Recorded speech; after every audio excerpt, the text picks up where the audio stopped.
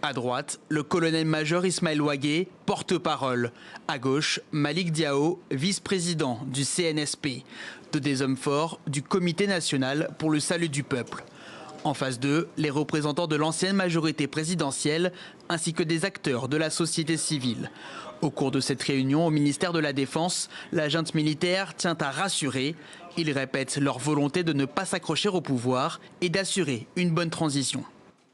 On ne leur donne pas un blanc-seing à la matière, mais nous ne doutons pas de leur conviction que des organes ou des institutions sorties d'un coup d'État ne puissent se prospérer en Afrique en général et au Mali en particulier.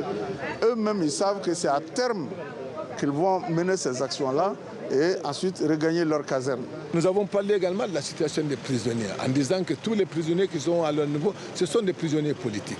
Parce que chacun de nous a condamné cette situation. La majorité présidentielle condamne toujours le coup d'État, mais Alassane Ababa n'est pas surpris.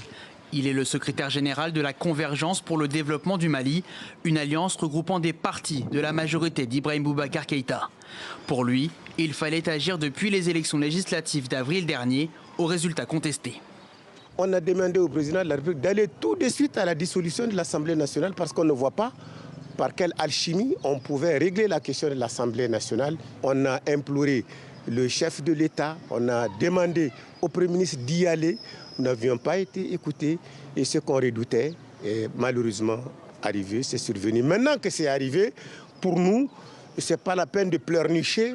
Parmi les potentiels acteurs de la transition, les regards se tournent également vers le mouvement du 5 juin.